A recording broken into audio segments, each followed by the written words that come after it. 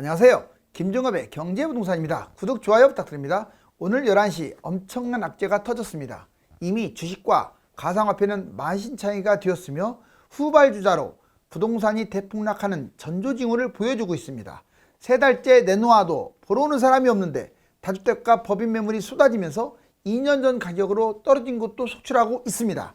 한마디로 상황이 미친 듯 심각한 상황입니다.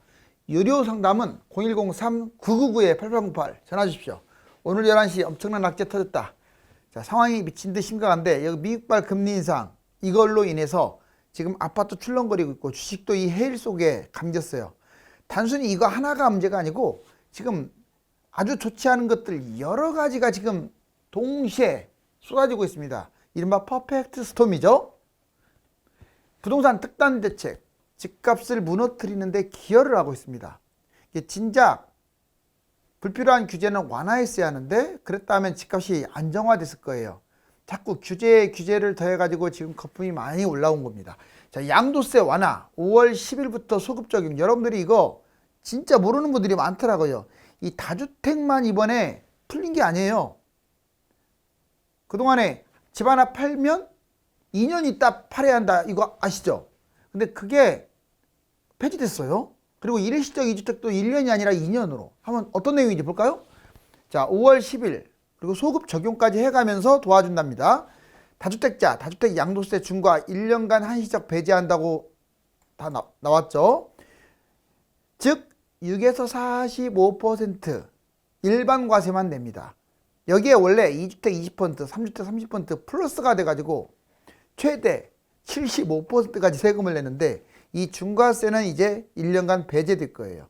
그리고 다시 이게 부활됐습니다. 장기부유 특별공제.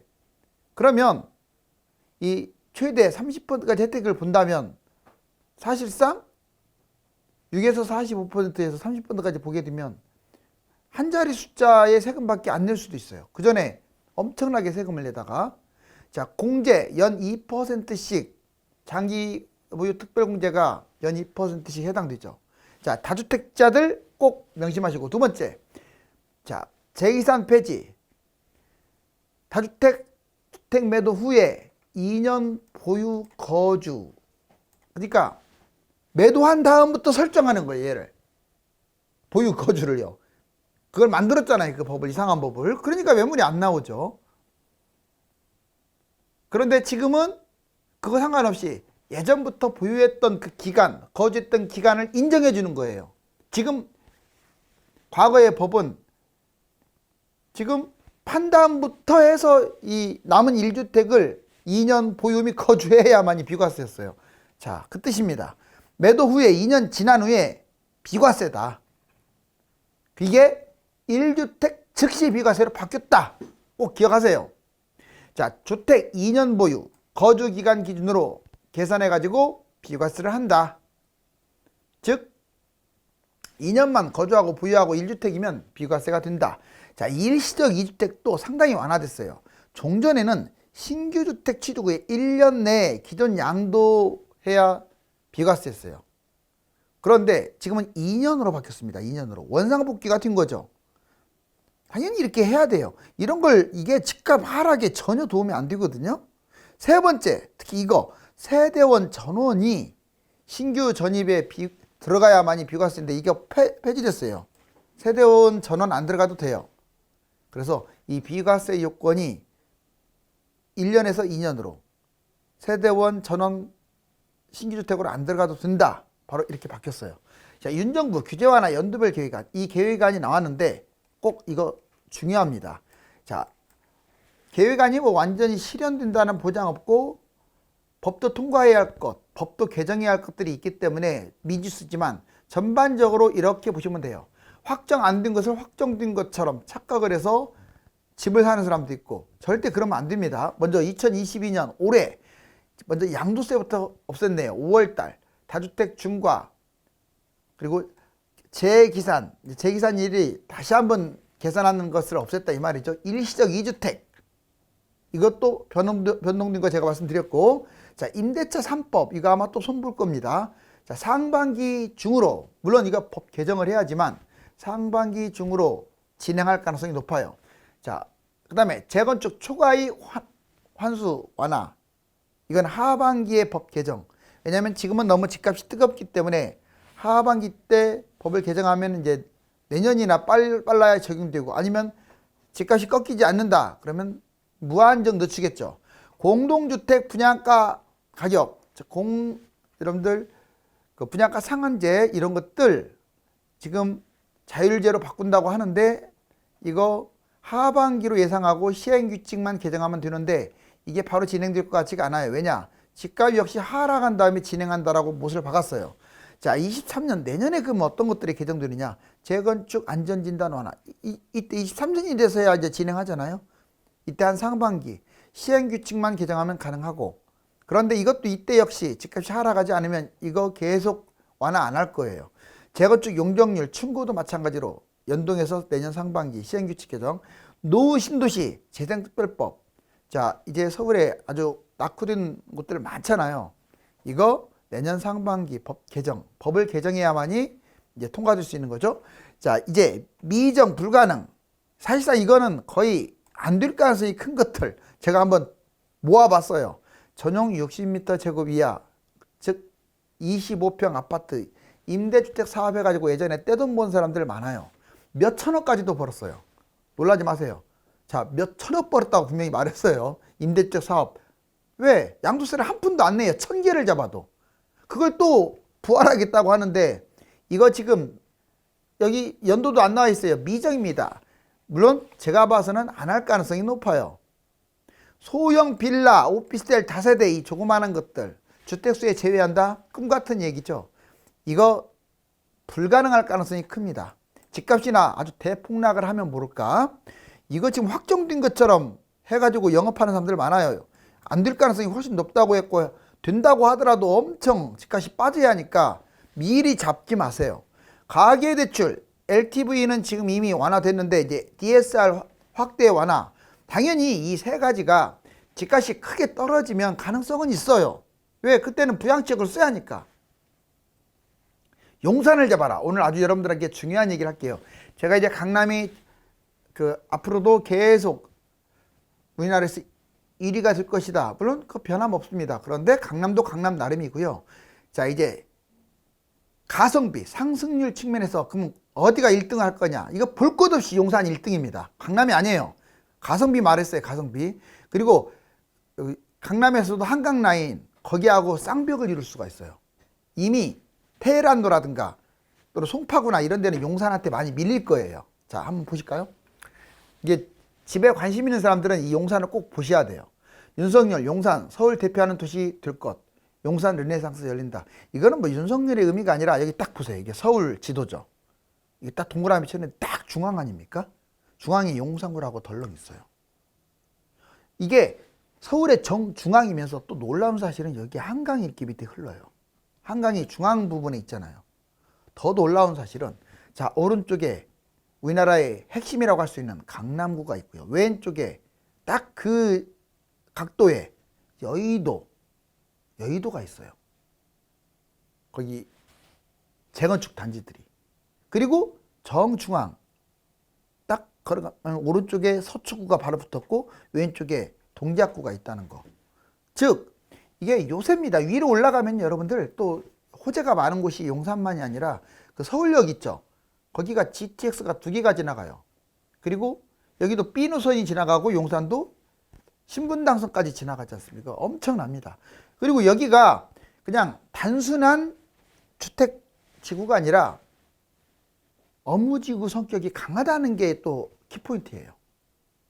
그리고 왼쪽 마포구, 오른쪽 성동구가 이미 주택지구가 형성이 돼 있어요. 모든 면에서 봤을 때 단순하게 서울 중앙일 것뿐만 아니라 또 여기가 또 개발 안 된 게 많잖아요. 제일 지금 지저분한 곳을 골라라 하면 용산이거든요. 그만큼 발전성이 높은 거예요. 그럼 오른쪽 보자고요. 자, 여기에 지금 용산 다 그려놨습니다. 보시면 여기 용산 민족공원이 이제 중앙에 딱 놓여 있고 왼쪽에 가장 여기서 키포인트가 이거 동그라미 친 용산 국제업무지구예요. 정비창 일대. 자, 용산역 여기 있죠. 여기에 111층짜리 빌딩 아마 더 높게 지을 수도 있어요. 지금 우리나라가 너무 그 모양도 안 이쁘고 낮은 건물들로 서울이 있다 보니까 국제 미래 신도시에서 과연 우리 대한민국이 IT 강국의 국가냐 의심받을 정도로. 왜? 그동안에 너무 막 제한을 둬가지고 난쟁이로 갔어요. 이제는 관광객 유치 또는 어떤 용적률의 극대화를 위해서도 이제 아마 멋지고 고급스럽고 고층으로 갈 가능성이 커요. 그렇다면 용산국제업무지구가 최고 수혜 지역입니다. 111층짜리 건물뿐만 아니라 여기에 한 17개 그 높은 빌딩들이 들어서요. 또 그 뒤에 전자상가까지도 포함됩니다. 그리고 여기 보시면 그 위로 남영역, 서울역까지 재개발로 해서 주거타운이 엄청 형성될 거고요. 여기 보면 이촌 쪽에 바로 그 알고 있는 재건축 단지들이 많고, 그 다음에 여기 한남 재정비 촉진지구라고 한남뉴타운 있죠. 그 위에 이태원 지구단위 계획, 주거타운들도 이렇게 많아요. 보시면 이 지금 진행 중이잖아요. 이 개발들이 진행 중입니다. 용산공원을 필두로 해서 각 교통계획, GTX라든가 신분당선, 그리고 여기 용산국제업무지구를 중심으로 상업시설, 그리고 이촌동, 한남뉴타운, 이태원, 남영서울역, 이 일대의 주거타운, 이런 것들이 지금 이제 새롭게 개발되는 곳은 용산밖에 없어요. 용산공원, 용산국제업무지구, 자 캠프킴, 유엔사, 수송부부지 개발, 전자상가 재생사업, 이거 용산국제업무지구하고 같이 현대자동차 그룹 복합단지, GTX 개통, 신분당선 연장, 자 서울역 마스터플랜, 그리고 노들섬 특화 공간 조성 사업, 한남뉴타운. 지금 제가 말씀드린 것만 해도 엄청 많죠. 자, 다주택 폭탄 매물, 실거래가 급락 중, 양도세 완화, 매물 쌓이지만 관망세 지속. 지금 다주택자들 어제부터 이제 계속 매물이 막 쏟아지고 있는데 10일부터 이틀 3일째죠. 폭탄 매물이 지금 뭐가 쏟아지고 있냐면 예상했던 대로 그대로 나오고 있어요. 자, 위험지역, 상대적으로 다주택 매물이나 법인 매물이 쏟아질 곳, 서울에서만 놓고 보면은 자 외곽 지역이 되겠죠. 일단 가장 위험한 것은 전국 통틀어서 지방이 위험합니다. 지금 지방광역시하고 중수도시 매물들이 막 쌓이고 있어요. 서울에서만 따진다면 외곽 지역인데 노원, 도봉, 중랑, 구로, 은평 뭐 이런 데고, 수도권 외곽은 인천 전체, 파주, 화성, 남양주. 그러니까 여기에 지금 특히 수도권에서 먼 비싼 아파트들이 지금 추락하고 있잖아요.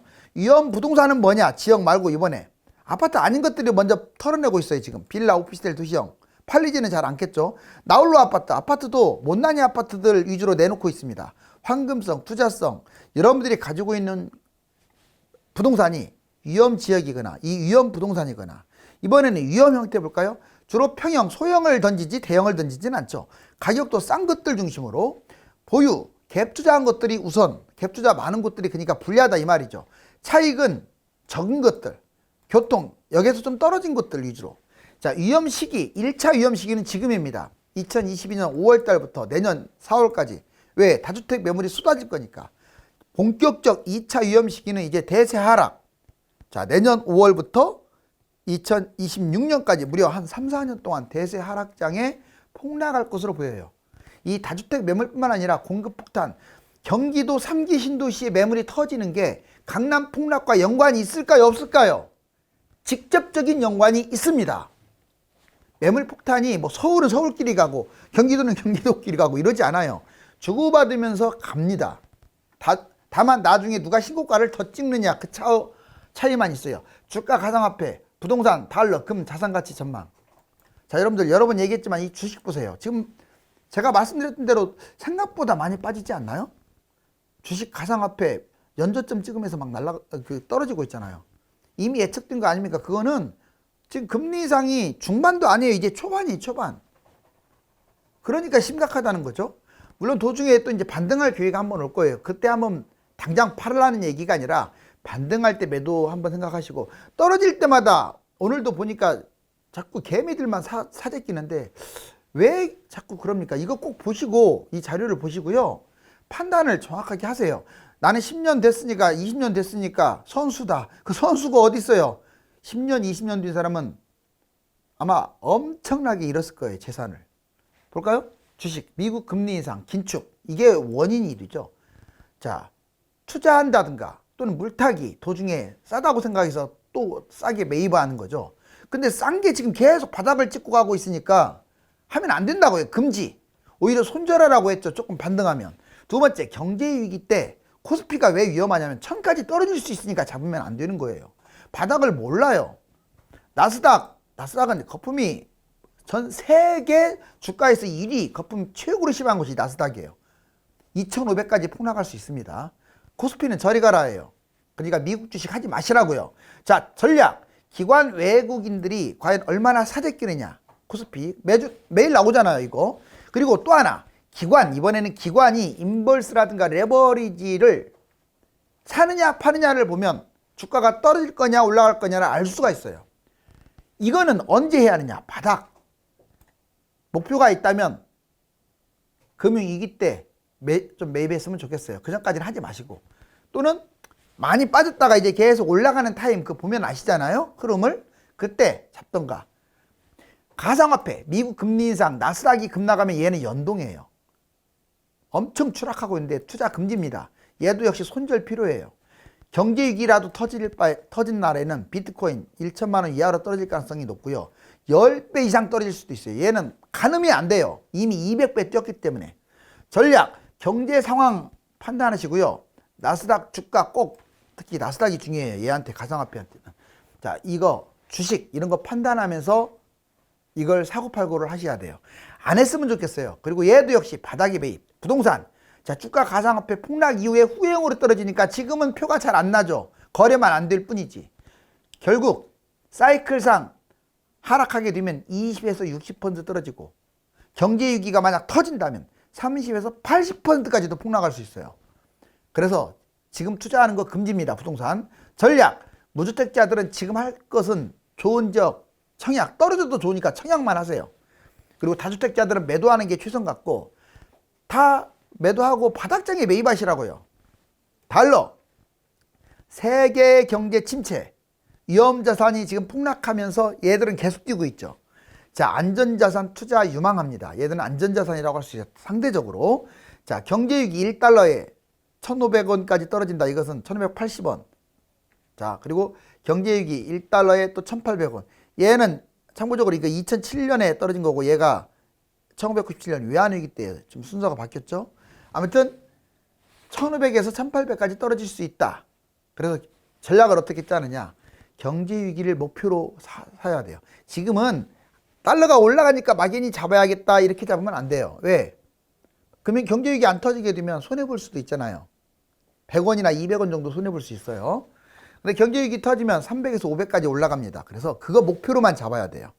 자, 금, 단기 고점 리스크 이런 문제가 있죠. 위험자산이 폭락하면서 상대적으로 안전자산인 금이 투자 유망합니다. 경제위기 때 1g당 아마 11만 원에서 12만 원까지 갈 거예요. 지금은 얼마냐? 경제위기 목표로 잡아야 돼. 얘도 지금 현재 76,000원대예요. 76,000원대 잡으면은 이제 11, 12만 원까지 갈 수 있으니까 경제위기 목표로만 잡아야지. 금이 지금 뛰고 있으니까 잡아야겠다. 이렇게 하시면 안 돼요. 자, 얘들은 바닥에서 잡고 얘들은 지금 잡는 것이다. 이렇게 알려드리는 거예요. 자, 이제 재건축발 집값 상승 좀 어려울 것 같아요. 왜? 한 10가지를 들면 먼저 정부가 속도 조절을 기가 막히게 하고 있어요. 그러니 집값이 무진장이 뛸 우려가 없죠. 자, 3기 신도시 얘들이 막 쏟아져 나올 겁니다. 앞으로도 계속. 얘들하고 경쟁을 해야 돼요. 재건축 뭐 서울이 됐든 경기도가 됐든. 그렇기 때문에 재건축 완화한다고 해서 3기 신도시가 공급이 본격화되게 되면 그렇게 뛸 가능성이 낮아요. 다주택 물량 이미 터지고 있고 거래 정말 거래량이 금융위기 수준입니다. 지금. 왜? 살려고 하는 사람이 없으니까 그런 거예요. 매물은 늘어나는데. 형평성 부각. 재건축만 계속 혜택을 줄 수가 없어요. 그 다음에 미분양 급증하고 있는 거 아시죠? 지금 미친 듯이 늘어나고 있어요. 벌써 올 연초에 대비 2배 늘었어요. 미분양이.